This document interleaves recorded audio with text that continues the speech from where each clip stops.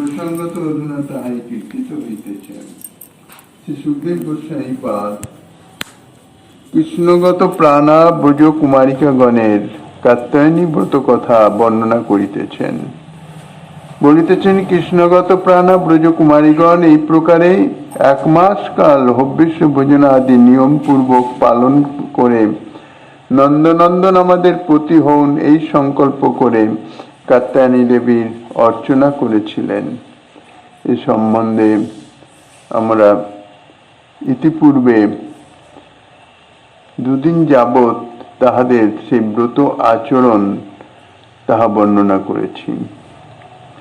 গৌড়ীয় বৈষ্ণবাচার্য বর্য শ্রীপাদ শ্রীজীব গোস্বামী তাহার ভক্তি সন্দর্ভে আলোচনা করেছেন।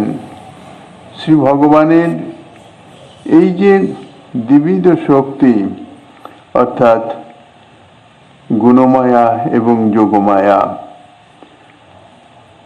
স্বরূপগত কোনো ভেদ না থাকলেও কার্যগত ভেদ নিয়ে নানা শাস্ত্রে যে নানান রকম ভিন্ন ভিন্ন যে পরিচয় দিয়েছেন সে সম্বন্ধেই বলছেন। যেহেতু তত্র শ্রী ভগবত পীঠাবরণ পূজায়াং গণেশ দুর্গাদ্যা বর্তন্তে তেহি বিশ্বঘোষণাদিবৎ ভগবত নিত্য বৈকুণ্ঠ সেবকা ততস্য তেই গণেশ দুর্গাদ্যা যে পরে মায়া শক্ত্যাত্মকা গণেশ দুর্গাদ্যা হাতে তু ন ভবন্তি ন যত্র মায়া কিমুতা পরে। দ্বিতীয়োক্ত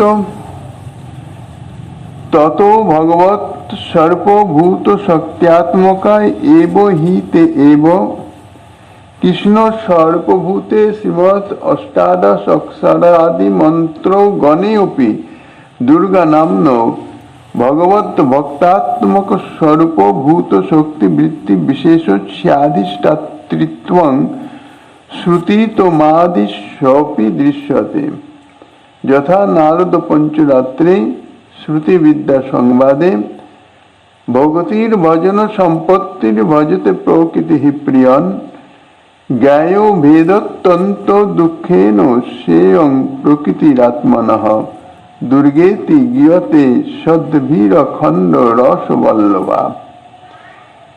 অতএব শ্রী ভগবত ভেদেনোক্তং গৌতমীয় কল্পে ইয় কৃষ্ণ শৈব দুর্গা স্যাৎ ইয়া দুর্গা কৃষ্ণ এব স ইতি তমেব পরমেশানি অস্যাধিষ্ঠাত্রী দেবতত্যাদি কন্তু বিরাট মহাপুরুষয়োরিব কেশাঞ্চিৎ বেদোপাসনা বিবক্ষয়ৈ বক্তং সাহি মায়াংশরূপা প্রকৃতয়স্মিন লোকে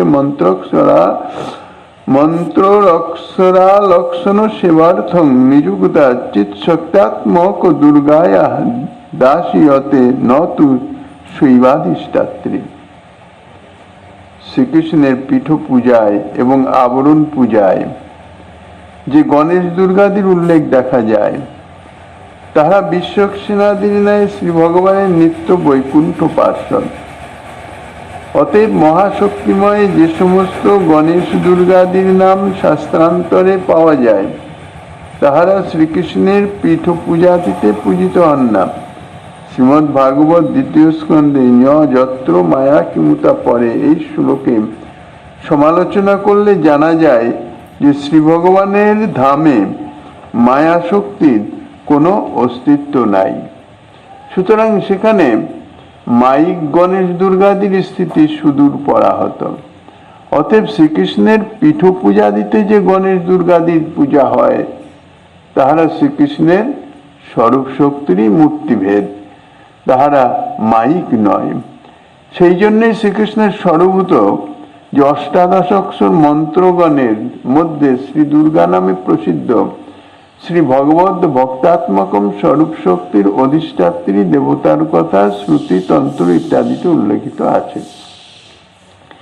নারদ পঞ্চরাত্রের শ্রুতিবিদ্যা সংবাদে উল্লিখিত আছে যে শ্রী ভগবানের প্রকৃতি অর্থাৎ শক্তি ভক্তি এবং ভজন সম্পত্তি। এই প্রকৃতি নিরন্তর তাহার পরম প্রিয় শ্রী ভগবানের সেবা করে থাকেন। শ্রী ভগবানের এই মহাশক্তির তত্ত্বজ্ঞান অত্যন্ত দুর্লভ।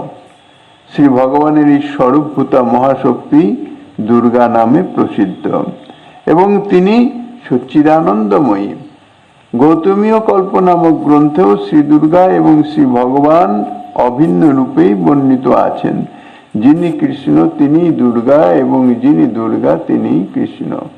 এই দুর্গা মায়িক দুর্গা নয়, প্রপঞ্চগত দুর্গা নয়, ইনি শ্রী গোবিন্দের স্বরূপ শক্তির দুর্গা, মহাশক্তি দুর্গা নামে অভিহিত আছেন। কোন কোন শাস্ত্রে যে মায়া শক্তির উদ্দেশ্যে কথিত আছে, হে পরমেশ্বরী আপনি শ্রীকৃষ্ণ মন্ত্রের অধিষ্ঠাত্রী দেবতা, তাহা কাহারো কাহারো মতে বিরাট পুরুষ এবং মহাপুরুষের অভিন্ন রূপে উপাসনার ন্যায় স্বরূপ শক্তি এবং মায়া শক্তির অভিন্ন রূপে উপাসনা পদ্ধতিতে ব্যবহৃত হয়ে থাকে। প্রাকৃত জগতে যে শ্রীকৃষ্ণের মন্ত্র অক্ষরাদ রূপ সেবায় জন্য মায়া শক্তি নিযুক্ত আছেন, তাহা চিৎ শক্তি স্বরূপা দুর্গার দাসীর ন্যায়। অতএব তিনি অধিষ্ঠাত্রী অর্থাৎ মন্ত্রাধিষ্ঠাত্রী দেবী নহেন। শ্রী ভগবানের অন্তরঙ্গা এবং বহিরঙ্গা এই উভয় শক্তিরই দুর্গা, মহামায়া প্রভৃতি নানা নাম নানা শাস্ত্রে দেখা যায়। সেই জন্য অনেকেই মনে করেন, অনেকেরই মনে নানা প্রকার সন্দেহ উপস্থিত হয়। দুর্গা নামে বৈষ্ণবগণ নাসিকা কুঞ্চন করেন এবং শাক্তগণ গোপকুমারিকাগণের কাত্যায়নী পূজার কথা তাহা বক্ষ স্ফীত করে বলেন যে দুর্গা পূজা ব্যতীত কাহারও কোনো গতি নাই, অর্থাৎ কৃষ্ণ প্রাপ্তির কোনো উপায় নাই। কিন্তু প্রকৃতপক্ষে কেহ বা অন্তরঙ্গা শক্তির উপাসক, কেহ বা বহিরঙ্গা শক্তির উপাসক। অন্তরঙ্গা শক্তির উপাসনায় তাহাতে কৃষ্ণ ভক্তি প্রাপ্তি হয়, আর বহিরঙ্গা শক্তির উপাসনায় প্রাকৃত বৈভব অর্থাৎ জড়জাগতিক বিষয় ইত্যাদি প্রাপ্ত হয়ে থাকে। এবার যিনি যাহা কামনা করবেন, যদি কাহারও প্রাকৃত বিভব বিষয় বৈভব ইত্যাদির কামনা হয়, তাহলে তিনি সেই প্রাকৃত শক্তির অর্থাৎ বহিরঙ্গা শক্তি মহামায়ার উপাসনা করবেন। আর যার কৃষ্ণ ভক্তি প্রয়োজন, তিনি অন্তরঙ্গা শক্তি যোগমায়ার উপাসনা করবেন। ধন দাও, পুত্র দাও বলে মহামায়াকে ডাকলে মহামায়া বহিরঙ্গা শক্তিরূপে মনোবাসনা পূর্ণ করেন। আর কৃষ্ণ দাও, কৃষ্ণ ভক্তি দাও বলে যদি ডাকা যায়, তাহলে মহামায়া সেখানে অন্তরঙ্গা শক্তি রূপে তাহাকে কৃষ্ণ ভক্তি প্রদান করবেন। এই অন্তরঙ্গা এবং বহিরঙ্গা রূপে শক্তির এই ভেদ বা বিবিধতা দেখা যায়। নানা শাস্ত্রে মহামায়ার যে স্তুতি বা পূজা পদ্ধতি তাহাও দেখা যায়। তাহার কোন স্থানে অন্তরঙ্গা শক্তির বিষয়ে বর্ণিত, আর কোন স্থানে বহিরঙ্গা শক্তি তাহার বিষয়ে বর্ণিত। ইহা অভিন্ন রূপে এবং কোন স্থানে বা ভিন্ন রূপে বর্ণিত আছেন। মহামায়ার আদ্য স্তোত্রে বর্ণিত আছে, কুরুক্ষেত্রে ভদ্রকালী ব্রজে কাত্যায়নী পরা বিষ্ণু ভক্তি প্রদা দুর্গা সুখদা মোক্ষদা পরা। মহামায়া কুরুক্ষেত্রে তিনি ভদ্রকালী রূপে, আর ব্রজে মহামায়া কাত্যায়নী রূপে প্রসিদ্ধ। এই যে কাত্যায়নী রূপে যে মহামায়া, তিনি বিষ্ণু ভক্তি প্রদা, আর কুরুক্ষেত্রের তা হচ্ছে ভোগ মোক্ষ বিধায়িনী। এই হচ্ছে তফাৎ। সুতরাং ভগবানের অন্তরঙ্গ এবং বহিরঙ্গ শক্তির ভেদ ধারণা করতে না পারলে তাহলে নানাবিধ গোলমালে পড়তে হয়। ব্রজকুমারিকাগণ কৃষ্ণ প্রাপ্তির জন্যে কাত্যায়নী মহামায়ার আরাধনা করেছেন বটে, কিন্তু তাহারা ভোগ কিংবা ঐশ্বর্যাদি ইত্যাদির জন্য লালায়িত নহেন। অতএব তাহাদের এই যে কাত্যায়নী মহামায়া দেবী, তার যে উপাসনা, সেটি অন্তরঙ্গা শক্তির উপাসনায় পর্যবসিত হয়েছে। নাম একই, মহামায়া রূপেই সম্বোধিত হচ্ছেন, কিন্তু যার যা বাসনা, বাসনা অনুরূপ, বাসনা পূর্তির নিমিত্ত শক্তির ভিন্নতা। যদি পারমার্থিক সম্পদ অর্থাৎ শ্রীকৃষ্ণ ভক্তি বিষয়ক সম্পদের উদ্দেশ্যে মহামায়ার আরাধনা করা যায়, মহামায়াকে ডাকা যায়, স্তুতি নতি ইত্যাদি করা যায়, তাহলে সেখানে বহিরঙ্গা শক্তি এসে কিছু করতে পারবেন না। বহিরঙ্গা শক্তি সেখানে প্রকাশিত হবেন না। কেননা কৃষ্ণ ভক্তি দেওয়ার সামর্থ্য বহিরঙ্গা শক্তির নাই, মহামায়া রূপ বহিরঙ্গার নাই, তাহা হচ্ছে অন্তরঙ্গা শক্তির। কাজেই যে উদ্দেশ্যে উপাসনা হচ্ছে সেই উদ্দেশ্য নির্ণয় করে উদ্দেশ্য অনুসারেই অন্তরঙ্গা শক্তি বা বহিরঙ্গা শক্তির আবির্ভাব। বিশেষত গোপীগণ শ্রীকৃষ্ণকে ভগবান বলে জানেনই না, তাহারা প্রেমবশত তাহাকে লৌকিক পুত্র মিত্র কিংবা প্রতিরূপে গ্রহণ করে থাকেন। সুতরাং বহির্মুখ জীবগণ যেমন ধন ধান্য পুত্র পুত্রাদি লাভের আশায় যে মহামায়ার আরাধনা করেন, বহিরঙ্গা মহামায়ার আরাধনা করেন, সেইরূপ গোপকুমারীগণও যদি মনের মতো পতি লাভের আশায় বহিরঙ্গা মায়ার আরাধনা করে থাকেন, তাহাতে দোষ বা কি আছে? যদিও তাহারা মনের মতো পতি লাভের আশাতেই কাত্যায়নী দেবীর অর্চনা করেছেন, মনের মতো অর্থাৎ তাহাদের প্রতি নির্দিষ্ট অর্থাৎ নির্দিষ্ট ব্যক্তিকেই প্রতিরূপে পাওয়ার উদ্দেশ্যে আরাধনা করেছেন। সুন্দর সর্বাঙ্গ সুন্দর ধনৈশ্বর্যশালী পতি দাও এরকম নয়, নির্দিষ্ট ব্যক্তিকেই প্রতিরূপে পেতে চেয়েছেন। তথাপি তাহাদের মনের মতো সেই পতি, তিনি তো সাধারণ মানুষ নয়, জড়জগতের কেউ নয়। কাজেই তাকে দেওয়ার অর্থাৎ তাকে প্রাপ্তি করানোর ক্ষমতা বহিরঙ্গা মহামায়ার তো নাই। তিনি স্বয়ং শ্রী ভগবান শ্রীকৃষ্ণ, তাই তাহাদের কাত্যায়নী দেবীর অর্চনাও তাহা প্রকারান্তরে কৃষ্ণ সেবারই রূপান্তর ব্যতীত আর কিছু নয়। তাহাও কৃষ্ণ সেবায় অর্থাৎ কৃষ্ণ ভক্তিতে পর্যবসিত হয়েছে। কেননা কৃষ্ণ সম্বন্ধনীয় যাহা কিছু করা যাবে তাহাই ভক্তিরূপে পরিগণিত হয়ে যায়। শ্রীকৃষ্ণ যেমন নিত্য সত্য শাশ্বত সত্য স্বরূপ, তেমনি কৃষ্ণ সম্বন্ধনীয় যাহা কিছু কৃষ্ণের সঙ্গে সম্বন্ধযুক্ত তাহা সবই নিত্য সত্যে পর্যবসিত হয়ে যায়। সে বুঝে করুক আর না বুঝে করুক, তত্ত্ব জেনে করুক আর না জেনে করুক। যেমন দ্রব্য গুণ আছে, অর্থাৎ বিষ সে না জেনেও ব্যবহৃত হলেই সে তার ক্রিয়া করবে, জেনে ব্যবহৃত হলেও সেই ক্রিয়াই করবে। তাহাদের যে কৃষ্ণ প্রাপ্তির লালসা তাহা বলবতী ছিল বলেই তাহারা কাত্যায়নী দেবীর আরাধনা করেছেন, কিন্তু তাহারা কাত্যায়নী দেবীর আরাধনা করে কৃষ্ণ প্রেম লাভ করেন নাই। কৃষ্ণ প্রেম তাহাদের পূর্ব থেকেই ছিল, সেই প্রেম অনুযায়ী পীঠাস্পদের সেবা লাভের নিমিত্তই কাত্যায়নী দেবীর আরাধনা করেছেন। কেননা শ্রীমদ্ ভাগবতে বলছেন, ন সাধয়তি মাং যোগ ন সাংখ্যং ধর্ম উদ্ধব ন সাধ্যায়স তপস ত্যাগ যথা ভক্তির মমর্জিতা। উদ্ধবকে উদ্দেশ্য করে শ্রী ভগবান বলেছেন, হে উদ্ধব, যোগ সাধনায় সাংখ্যশাস্ত্রোক্ত বৈরাগ্য অভ্যাসে বিবিধ ধর্মযাজনে বেদ পাঠে তপস্যায় কিংবা ধ্যানে এই সমস্ত উপাসনার কোনো কিছুতেই আমাকে কেহ লাভ করতে পারে না। আমাকে পাবার একমাত্র উপায় হচ্ছে প্রেম ও ভক্তি। অর্থাৎ হৃদয়ে প্রেম যদি থাকে, সেই প্রেম ভক্তির আরাধনায় অর্থাৎ প্রেম সেবার নিমিত্ত যার উৎকট আকাঙ্ক্ষা, একমাত্র সেই আমাকে পেতে পারে। প্রেমৈক বশ অর্থাৎ শ্রী ভগবান প্রেমেরই বশীভূত, প্রেমের দ্বারাই তাকে বশীভূত করা যায়, অর্থাৎ তাকে সেবা করা যায়। তিনি প্রেম সেবা গ্রহণের জন্যই লালায়িত।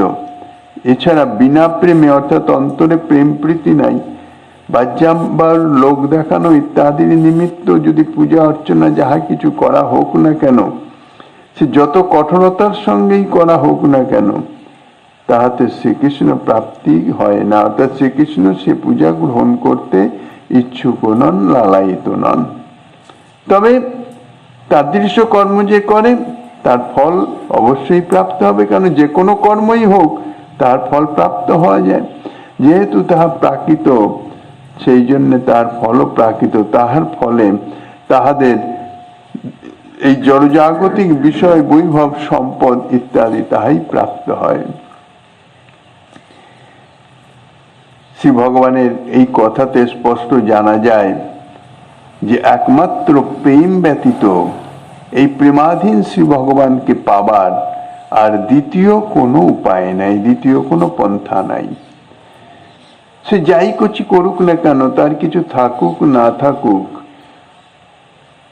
অর্থাৎ সে কঠোর সাধন করতে পারুক আর না পারুক, ত্যাগ, বৈরাগ্য, তিতিক্ষা ইত্যাদি সঙ্গে উপাসনা ইত্যাদি সে করুক বা না করুক, তার চিত্তে যদি প্রেম থাকে, যথার্থ নিষ্কাম প্রেম, শ্রীকৃষ্ণ সুখার্থ, সুখৈক তাৎপর্য বিশিষ্ট যে প্রেম, অর্থাৎ যে প্রেম প্রীতি ভালোবাসা একমাত্র শ্রীকৃষ্ণেই পর্যবসিত, কৃষ্ণ ভিন্ন অন্য কোনো কিছুতেই যার কোনো প্রীতি নাই, আসক্তি নাই, তিনি যাই করুন, যেভাবেই করুন, তাহাতেই শ্রীকৃষ্ণ তাহার বশীভূত হন, অর্থাৎ তাহার সেই প্রেম সেবা গ্রহণের জন্য লালায়িত হন, তার নিকট উপস্থিত হন।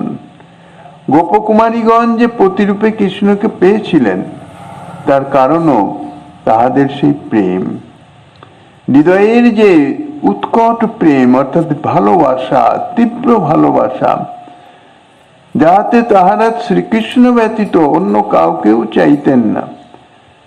যখনই সময় হয়েছে পরস্পর সমভাবাপন্ন গোপকুমারিকাগণ, তাহারা কৃষ্ণের কথাই আলোচনা করেছেন, অর্থাৎ তাহাদের হৃদয়ে সদা সর্বদাই কৃষ্ণ বিরাজিত আছেন, কৃষ্ণ ভাবনা বিরাজিত আছেন। তাহার কারণও তাহাদের প্রেম, অর্থাৎ কৃষ্ণ প্রাপ্তির কারণ হচ্ছে তাহাদের প্রেম, আর কিছু নয়। তবে যে তাহারা কাত্যায়নী দেবীর অর্চনা করেছিলেন, অর্চনার কি অপেক্ষা আছে? তাহা তাহাদের প্রেমেরই বিলাস ব্যতীত আর কিছু নয়। অর্থাৎ প্রেমেরই এক ধরনের বহিঃপ্রকাশ। তাহাদের যদি কৃষ্ণ প্রেম না থাকতো, তাহলে তাহারা কাত্যায়নী দেবীর অর্চনাও করতেন না। বহির্মুখ জীবগণ যে বহিরঙ্গা মায়ার আরাধনা করে থাকেন, অর্থাৎ দুর্গা, কালী ইত্যাদি যে শক্তি রূপে যে আরাধনা করেন, তাহাতে তাহাদের ভোগৈশ্বর্যাদি লাভের আশাই প্রধান থাকে, মুখ্য থাকে। কাজেই তাহাদের কাত্যায়নী পূজার সহিত গোপকুমারিকাগণের কাত্যায়নী পূজার বিশেষ পার্থক্য আছে। তাদের যে কাত্যায়নী পূজা অর্থাৎ শক্তি পূজা, আর গোপকুমারিকাগণের শক্তি পূজার মধ্যে বিস্তর প্রভেদ, অর্থাৎ বাসনার, কামনার প্রভেদ। মার্কেন্ড পুরাণে লিখিত আছে যে রাজ্যভ্রষ্ট সুরত রাজাকে মেধস ঋষি বলেছিলেন, তামুপৈহি মহারাজ শরণং পরমেশ্বরীম আরাধিতা শৈব নৃণাং ভোগ স্বর্গাপবর্গতা। হে মহারাজ, তুমি সেই পরমেশ্বরী মহামায়ার শরণাপন্ন হও, তাহাকে আরাধনা করলে ঐহিক ভোগ, স্বর্গ এবং মোক্ষ লাভ হয়ে থাকে। এই কথার দ্বারা স্পষ্টই ইহাই জানা যায় যে মহামায়ার আরাধনায় সকাম ব্যক্তিগণ ভোগ এবং স্বর্গ লাভ করে থাকেন, আর যারা নিষ্কাম ব্যক্তি তারা মোক্ষ লাভ করেন। অর্থাৎ যারা জড়জাগতিক সুখ ইত্যাদি চান না, মুমুক্ষু জীব, মোক্ষ কামনায় যারা মহামায়ার আরাধনা করেন, অর্থাৎ শক্তির আরাধনা করেন, তাহাদের সেই আরাধনার ফলে তাহারা মোক্ষ প্রাপ্ত হন, অর্থাৎ কামনা অনুযায়ী ফল প্রাপ্তি। কিন্তু প্রেম ব্যতীত কৃষ্ণ প্রাপ্তির জন্য অন্য কোনো উপায় নাই। কৃষ্ণ প্রাপ্তির নিমিত্ত মহামায়ার আরাধনা করলাম, তাহাতে কৃষ্ণ প্রাপ্ত হব, ইহা কখনোই সম্ভব নয়, যদি না হৃদয়ে প্রেম বিরাজিত থাকে। অর্থাৎ আরাধনাটি হচ্ছে পরে, আগে হৃদয়ে প্রেম চাই। প্রেম হৃদয়ে যদি জাগরিত হয়, সেই প্রেমের বশে অর্থাৎ প্রেমের ভাবে যদি মহামায়ার আরাধনা করা যায়, তাহলে সে অন্তরঙ্গা শক্তি সেখানে প্রকাশিত হয়ে কৃষ্ণকে প্রাপ্ত করিয়ে দেয়। প্রেমবতী গোপকুমারিকাগণ প্রেমরূপেই কৃষ্ণকে প্রতিরূপে পেয়েছিলেন, অর্থাৎ প্রেমের মাধ্যমে। কাত্যায়নী দেবীর উপাসনা তাহাদের কৃষ্ণ প্রেমেরই একটা রূপান্তর, অর্থাৎ তাহাদের প্রেম সেবারই একটা প্রকাশ বিশেষ। অদ্যাপি যদি কোনো প্রেমবান ব্যক্তি কৃষ্ণ প্রাপ্তির লালসায় কাত্যায়নী দেবীর আরাধনা করেন, তিনিও যে কাত্যায়নী দেবীর কৃপায় প্রেম বলে কৃষ্ণচরণ প্রাপ্ত হবেন, ইহাতে কোনো সন্দেহ নাই। কেননা শ্রীকৃষ্ণ প্রাপ্তি কামনা ইহা হচ্ছে অপ্রাকৃত চিন্ময় নিত্য সত্য বস্তু। জড়জাগতিক বিষয় ইত্যাদি এগুলি হচ্ছে অনিত্য, কাজেই এগুলোর আরাধনাও অনিত্য। কিন্তু নিত্য বস্তু প্রাপ্তির যে আরাধনা, ইহা সদা সর্বদাই নিত্য। সেই দাপর যুগে গোপকুমারিকাগণ তাহারা আরাধনা করে, কাত্যায়নী দেবীর আরাধনা করে শ্রীকৃষ্ণ প্রাপ্ত হয়েছেন। এই যুগে সেটি হবে না তাহা নয়, কিন্তু তাদের মতন যোগ্য সম্পন্ন হওয়া চাই, হৃদয়ে প্রেম থাকা চাই। সেই প্রেম রূপে প্রেম নিয়ে যদি কৃষ্ণ প্রাপ্তির জন্য কাত্যায়নী দেবীর আরাধনা করেন, তাহলে কাত্যায়নী দেবী কৃষ্ণকে প্রাপ্ত করিয়ে দিবেন। প্রেমহীন ব্যক্তি কখনো কাত্যায়নী দেবীর আরাধনা করে কৃষ্ণচরণ প্রাপ্তির জন্য প্রার্থনাও করবেন না, আর তাহাদের কৃষ্ণ প্রাপ্তির কোনো প্রয়োজনও নাই, কখনো সম্ভব নয়। তাহারা কি চাইবেন? কাত্যায়নী দেবীর আরাধনা করে, অর্থাৎ মহামায়ার আরাধনা করে তারা ধনং দেহি যশং দেহি ইত্যাদি, শুধু দেহি দেহি, এটা দাও সেটা দাও, জড়জাগতিক বিষয় বৈভব ইত্যাদি তাহাই কামনা করবেন এবং তাহাতেই তাহারা পূজা অবসান করবেন। প্রমাণ ব্যক্তির কৃষ্ণই সর্বস্ব। তাহারা যে কোনো দেবতারই আরাধনা করুন না কেন, তাহাদের একমাত্র কামনা কৃষ্ণ প্রাপ্তি, কৃষ্ণ ভক্তি প্রাপ্তি, কৃষ্ণ সেবা প্রাপ্তি, এছাড়া অন্য কোনো কামনা নয়। সমস্ত দেবদেবী তাহারা যথেষ্ট শ্রদ্ধা করেন, প্রণাম স্তুতি নতি সমস্ত কিছুই করেন, কিন্তু সমস্ত কিছুর মূলে উদ্দেশ্য তাহাদের কৃষ্ণ ভক্তি প্রাপ্তি, কৃষ্ণ সেবা প্রাপ্তি। অতএব কৃষ্ণ প্রাপ্তির কামনায় শিব শক্তি প্রভৃতির আরাধনা করলে বৈষ্ণবেরও বৈষ্ণবতা হানি হয় না, কিংবা শিব শক্তি প্রভৃতিরও মহাত্ম তাহাতে কিছু বৃদ্ধিও প্রাপ্ত হয় না। শাস্ত্র সিদ্ধান্তের স্বয়ং ভগবান শ্রীকৃষ্ণ অনন্ত রূপে বিরাজিত। নানাবিধ কামনা এবং প্রেমবশত যিনি যে মূর্তির আরাধনা করুন না কেন, তাহা প্রকারান্তরে কৃষ্ণের আরাধনাতেই পর্যবসিত হয়ে থাকে।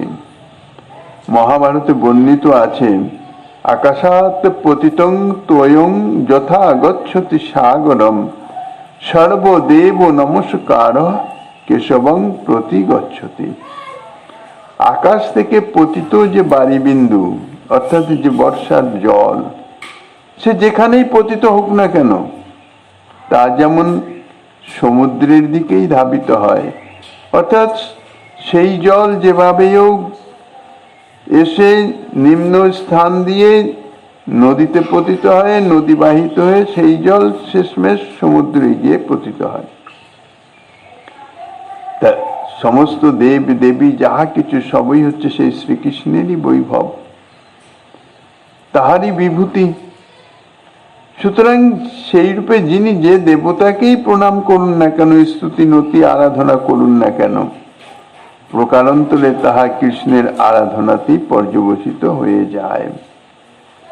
যাহা হোক, কৃষ্ণ প্রেমবতী গোপকুমারীগণ প্রতিরূপে কৃষ্ণ প্রাপ্তির বলবতী বাসনাকে বুকে নিয়ে এইভাবে 1 মাস ব্যাপী কাত্যায়নী দেবীর অর্চনা করলেন। তাহাদের কৃষ্ণ প্রেমের অচিন্ত প্রভাবে তাহাদের আরব্ধ কার্যের কোনো প্রকার বাধা ঘটল না। অর্থাৎ তাহাদের যে কার্য মানে একান্ত গোপন ভাবে যাহা সংসাধিত হচ্ছিল, সুদীর্ঘ 1 মাস কাল একইভাবে তাহারা আরাধনা করে গেলেন। তাহাদের আরাধনায় কোন রকম কোনো বিঘ্ন সৃষ্টি করে তাহাদের সেই উপাসনা বন্ধ করতে পারে নাই। অর্থাৎ নির্বিঘ্নে তাহাদের উপাসনা সম্পন্ন হয়েছে।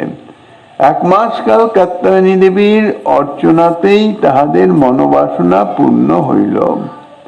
তাহাদের মনে যদি কৃষ্ণ প্রাপ্তি ব্যতীত অন্য কামনা থাকত, তাহলে এত অল্প বয়সে এবং এত অল্প দিনের মধ্যে কিছুতেই তাহাদের মনোবাসনা পূর্ণ হতে পারত না।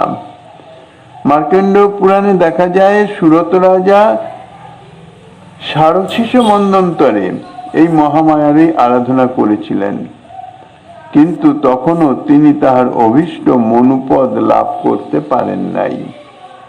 আগামী শ্রাবণ মন্বন্তরে তিনি মনুপদ প্রাপ্ত হবেন। কিন্তু কৃষ্ণ প্রেমবতী গোপকুমারিকাগণ 1 মাস মাত্র কাত্যায়নী দেবীর আরাধনা করেই প্রতিরূপে কৃষ্ণকে পেয়ে কৃতকৃতার্থ হয়েছিলেন। উৎসৎসুত্থায় গোত্রহি শৈরন্যাবদ্ধ বাহবহম কৃষ্ণোর মুচ্চৈর যোগুরিয়ান্ত্য কালিন্দ্যাং স্নাতুমন্নহম নদ্যাং কদাচিদাগত তীরে নিক্ষিপ্ত পূর্ববৎ বাসাং শ্রীকৃষ্ণং গায়ন্ত বিজুরু শরীরে মুদা ভগবাংসু তদভিপ্রেত কৃষ্ণ যোগেশ্বরেশ্বরঃ বয়স্যৈরাবৃত সুতত্রাগত সুতৎ কর্ম সিদ্ধয়ে। গোপকুমারিকাগণ তাহাদের ব্রতের শেষ দিনে যমুনা তীরে এসে প্রতিদিনের মতো যমুনা তীরে নিজ নিজ পরিধেয় বস্ত্র রেখে পরমানন্দে কৃষ্ণ গুণানুগান করতে করতে যমুনা তীরে জলক্রীড়া করতে লাগলেন। যোগেশ্বরেশ্বর ভগবান শ্রীকৃষ্ণ তাহা জানতে পেরে তাহাদের ব্রতের ফল প্রদান করবার জন্যে বয়স্যগণের সহিত মিলিত হয়ে যমুনা তীরে এসে উপস্থিত হলেন। কৃষ্ণানুরাগের প্রবল প্রেরণায় অধীর হয়ে গোপকুমারিকাগণ বালিকা বয়সে প্রতিরূপে কৃষ্ণকে পাওয়ার জন্য ব্যাকুল হয়ে বৃন্দাদেবীর আদেশে যেভাবে কাত্যায়নী ব্রতের অনুষ্ঠান করলেন, তাহা বর্ণনা করতে গিয়ে গোপকুমারিকাগণের শুদ্ধ প্রীতি এবং তাহাতে নানাবিধ দুষ্কর কার্যের সমাধান প্রভৃতি অপ্রাকৃত ভাবের কথা মনে চিন্তা করে পরমহংস শিরোমণি শ্রী সুখদেব গোস্বামীপাদ তিনি এমনই আত্মহারা হয়ে পড়েছিলেন যে তিনি গোপকুমারীগণের কিভাবে প্রত্যহ যমুনা তীরে গমন করেন, কিভাবে তাহাদের ব্রত শেষ হলো এবং ব্রত দিনেই বা তারা কি করলেন, এই সমস্ত কথা বলতে ভুলে গিয়ে কেবলমাত্র পূর্ব শ্লোকে এবং মাসং এতং চেরু কুমার্য কৃষ্ণ চেতস, কৃষ্ণ সমর্পিত চিত্তা গোপকুমারীগণ এইভাবে 1 মাস ব্রত অনুষ্ঠান করলেন, এই কথা বলে ব্রত কথা শেষ করে দিয়েছিলেন। তারপর তিনি একটু ভাবাবেগ যখন সম্বরণ করলেন, তখন মহারাজ পরীক্ষিতকে বললেন, হে মহারাজ, কৃষ্ণানুরাগিনী গোপকুমারিকাগণ কিভাবে যে প্রত্যহ যমুনায় গমন করতেন এবং কিভাবে যে তাহাদের ব্রত পূর্ণ হলো, তাহা তোমার নিকট এখন বিস্তৃত রূপে বর্ণনা করিতেছি। কৃষ্ণানুরাগিনী গোপকুমারীগণ প্রত্যহই সূর্যোদয়ের 4 দণ্ড পূর্বে শয্যা থেকে গাত্রোত্থান করতেন। যদিও তাহারা বয়সে নিতান্তই বালিকা ছিলেন, তথাপি কৃষ্ণানুরাগের প্রবল প্রেরণায় একদিনও তাহাদের ইহাতে কোনো অন্যথা হতো না, কিংবা কাহারও তাহাদের নিদ্রাভঙ্গ করে দিতে হতো না। ভগবত প্রাপ্তির যে ভজনের ইহা একটি বিশেষ নিয়ম। ব্রাহ্ম মুহূর্তে শয্যা ত্যাগ, অর্থাৎ ব্রাহ্ম মুহূর্তে শয্যা ত্যাগ করে স্নান করে ভজনে নিযুক্ত হয়ে যাওয়া।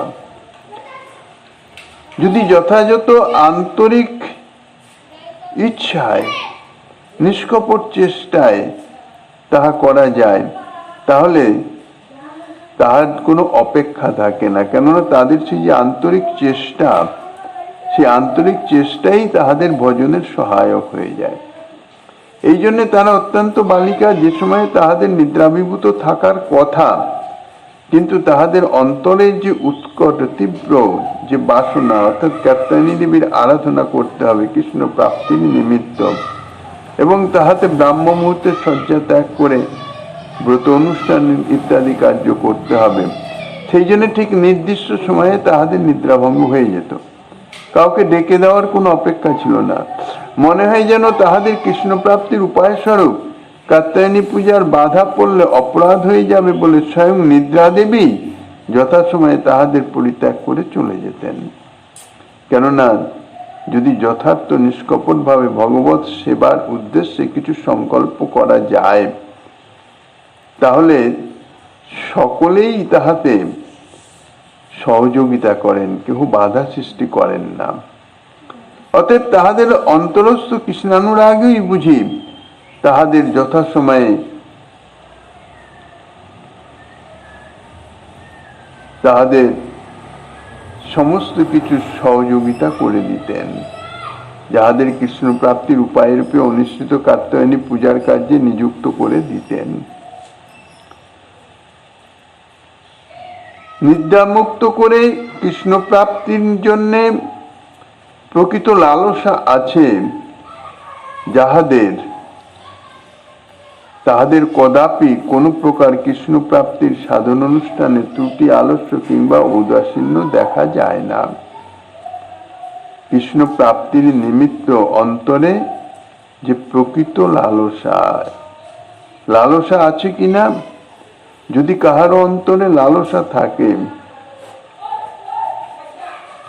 কৃষ্ণের রতি মতি অর্থাৎ কৃষ্ণ ভক্তি প্রাপ্তির অন্তর্নিহিত ভাবটি হচ্ছে কিন্তু লালসা, অর্থাৎ তার মূল্য একমাত্র লালসা। শ্রীজীব গোস্বামী পাদ বলেছেন, কৃষ্ণরস ভাবিতা মতি যদি কোথাও পাওয়া যায় তাহার সঙ্গে সঙ্গে নিয়ে নেবে। এই কৃষ্ণরসে ভাবিতা মতি অর্থাৎ তাহার মন, বুদ্ধি, চিত্ত ইত্যাদি সমস্ত কিছু ভাবনা যা কৃষ্ণরসে রসায়িত হয়ে আছে, তাদৃশ মতি অর্থাৎ তাদৃশ ভাব বা ভাবনা যদি লাভ করতে হয়, তাহলে যে কোনো বস্তু প্রাপ্ত হতে হলে তার তো একটা মূল্য দিতে হয়। তো এটার এই কৃষ্ণরস ভাবিতামতি প্রাপ্তির মূল্যটা কি? তাহা হইতেছে লোল্য অর্থাৎ লালসা, লোভ।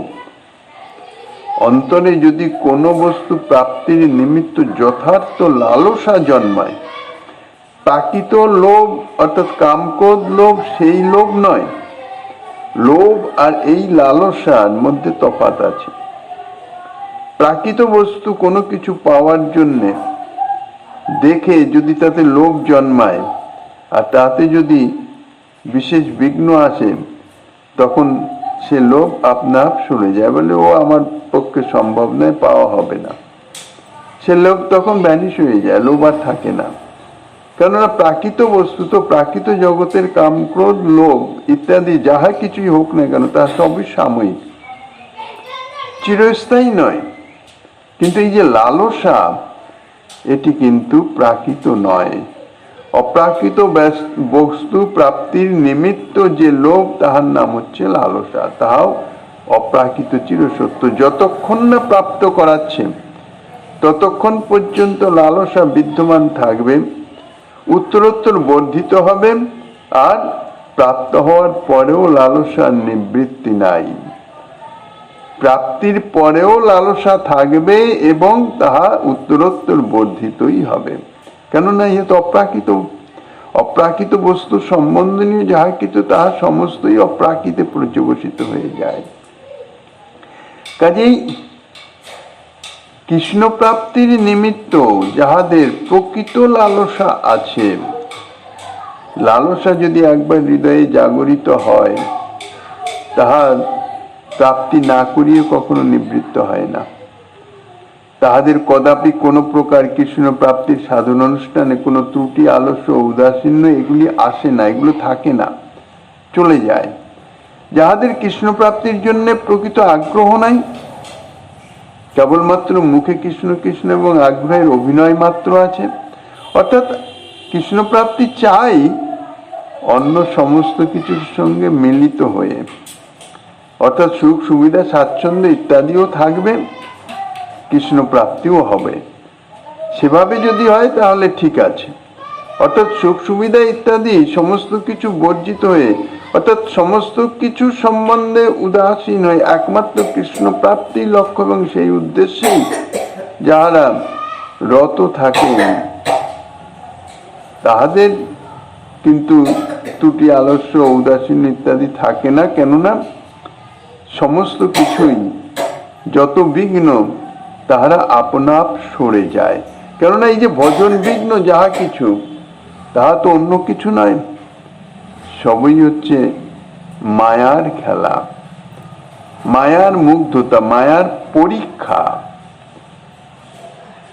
এই মায়ার সাগর অর্থাৎ মায়ার জগৎকে সংশোধনাগার বলা হয়েছে। কৃষ্ণ বহির্মুখ জীবকে এই মায়ার কবলে কবলিত হয়ে সংশোধন হবার জন্য, অর্থাৎ কারাগারে শাস্তি ভোগ করিতেছে, দণ্ডভোগ করিতেছে, শুধুমাত্র সংশোধন অর্থাৎ কৃষ্ণ উন্মুখ হওয়ার জন্য। যদি প্রকৃত সে কৃষ্ণ উন্মুখ হয়, অর্থাৎ কৃষ্ণ ব্যতীত অন্য কোনো কিছুর বিষয়ে যদি তার অন্তরের কোনো মাত্র আসক্তির লেশাভাসও না থাকে, কামনার লেশাভাসও না থাকে, তাহলে মায়া তাকে ছেড়ে দেয়, মায়া তাকে আরো সহযোগিতা করে তার অভীষ্ট সিদ্ধির নিমিত্ত, অর্থাৎ কৃষ্ণ প্রাপ্তির নিমিত্ত। কেননা মায়াপতি তো স্বয়ং শ্রীকৃষ্ণ, মায়া তো শ্রীকৃষ্ণেরই বহিরঙ্গা শক্তি। কাজেই যাহারা বহির্মুখ অর্থাৎ শ্রীকৃষ্ণের সম্বন্ধে উদাসীন, নিজ ভোগ সুখের আকাঙ্ক্ষা নিয়েই আছে, তাহাদের শুধু মায়াই কষ্ট দেয়। কাজেই হৃদয়ে ভোগ সুখের আকাঙ্ক্ষা আছে, সে যেভাবেই থাকুক না কেন, তাহাদের যে কৃষ্ণ প্রাপ্তির আগ্রহ বা তাহাদের যে কৃষ্ণ প্রাপ্তির চেষ্টা, প্রকৃতপক্ষে তাহা অভিনয়ে পর্যবসিত হয়। সেই জন্যই বলছেন আগ্রহের অভিনয় মাত্র আছে। তাহারাই প্রেমের দোহাই দিয়ে এবং কৃষ্ণ বড় দয়াময়, তাহার কৃপায় সবকিছুই হয়ে যাবে, তিনি কোনো প্রকার বাহ্য কার্যের অপেক্ষা রাখেন না, কেবলমাত্র অন্তরের ভাব তাহাই চান। অন্তর দিয়ে যদি সবকিছু করা যায় তাহলে তাহাই প্রাপ্ত হওয়া যাবে ইত্যাদি নানাবিধ বাক্যজাল বিস্তার করে দৈহিক আলস্য আন্তরিক বিষয়াসক্তির অনুরূপ কার্য করে থাকে। এ সমস্ত সূক্ষ্মাতি সূক্ষ্ম বিষয়গুলি অর্থাৎ অন্তরের ভাবগুলি তাহার সঠিক অনুসন্ধান করা ইহা অত্যন্ত কঠিন, দুর্লভ। এই জন্যেই মহতের আনুগত্য। যাহারা কৃষ্ণ প্রেমী অর্থাৎ প্রেমী ভক্ত, তাহাদের আনুগত্যে থাকলে এগুলি সমস্ত প্রকাশিত হয়ে যায়, অর্থাৎ এইগুলি সম্বন্ধে বোধ হয়। আমার কৃষ্ণ প্রাপ্তির কামনাটি কতদূর সত্য, অর্থাৎ তার মধ্যে সচুক বাসনার আভাস নাই কি আছে, কিভাবে আছে, তাহা সেখানে অনুভব হয়। নইলে নিজ সুখ বাসনার অনুভব অত্যন্ত দুরূহ বিষয়, অত্যন্ত কঠিন। জড়জাগতিক বহির্মুখ যারা কৃষ্ণ ভজন করে না, বিষয় বৈভব ইত্যাদির মধ্যে মত্ত হয়ে আছে, তাদের তো আছেই, তারা তো ডুবেই আছে মায়ার সাগরে। কিন্তু যাহারা কৃষ্ণ ভজনে রত আছেন, তাহাদের মধ্যেও যে সসুখ বাসনা যে সুপ্ত রূপে গুপ্ত রূপে বিরাজিত আছে, সেটি অনুধাবন করা, অনুসন্ধান করে সেটি নির্ণয় করা, এটা অত্যন্ত কঠিন, দুর্লভ ব্যাপার। মহতের আনুগত্য, মহৎ কৃপা ভিন্ন কখনোই সম্ভব নয়। সে সম্বন্ধে অন্তরে বোধই হবে না। যাহাদের অন্তরে কৃষ্ণচরণ প্রাপ্তির জন্য প্রকৃত লালসা থাকে, তাহারা দেহদৈহিকাদি কোনো দিকে দৃষ্টিপাত না করে, তাদের দৃষ্টি যাবেই না, কায় মনোবাক্যে সাধন অনুষ্ঠানে রত হন এবং কৃষ্ণ কৃপায় তাহাদের সাধন এবং সাধ্য উভয়েরই সুসিদ্ধি লাভ হয়ে থাকে। যাহারা প্রকৃত নিষ্কপট ভাবে সাধনা করতে চান, তাহাদের শ্রী ভগবান কৃপা করেন, অর্থাৎ ভগবানের যে করুণা শক্তি, সেই শক্তি তাহাদের শক্তি সঞ্চার করে তাহাদের সাধন অনুষ্ঠান করিয়ে দেন। সাধন অনুষ্ঠানের শক্তি এবং প্রবৃত্তি তাহা লাভ করাই হচ্ছে কৃষ্ণ কৃপার চিহ্ন।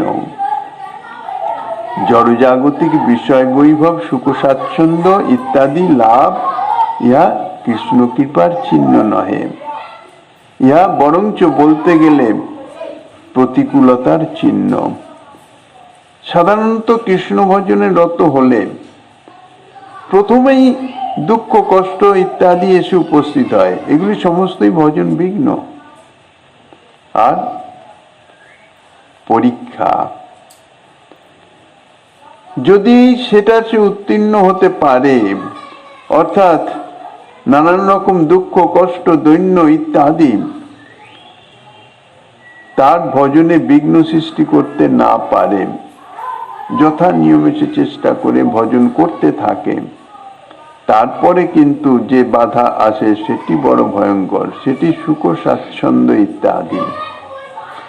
দুঃখ কষ্ট ইত্যাদি যখন আসে, নানান রকম অশান্তি নানান রকম বিঘ্নতা ভগবত আরাধনায় যখন এসে উপস্থিত হয়, তখন সেটিকে গ্রহণ করা যায় না, সেটিকে আমরা ভগবত কৃপা বলে কখনোই স্বীকার করি না। কিন্তু তারপরে যখন সুখ স্বাচ্ছন্দ্য বৈভব ইত্যাদি আসে, সেটিকে আমরা ভগবত কৃপা বলে গ্রহণ করে ফেলি। কেননা আমাদের অন্তরে তো সুপ্ত ভোগ বাসনা বিরাজিত আছে। সুপ্ত ভাবে যদি ভোগ বাসনা বিরাজিত থাকে, তাহলেই সুখ স্বাচ্ছন্দ্য বিষয় বৈভব ইত্যাদি গৃহীত হয়ে যায়। ভগবান কৃপা করে দিয়েছেন, এখন একটু শান্তিতে আছি, সুখে আছি, স্বচ্ছন্দে আছি, কিন্তু আমরা সেটা কি ভগবত কৃপা মনে করি, সেটি বাস্তবত ভগবত কৃপাই নয়। ইহা পরীক্ষার নামান্তর, আর কিছু নয়।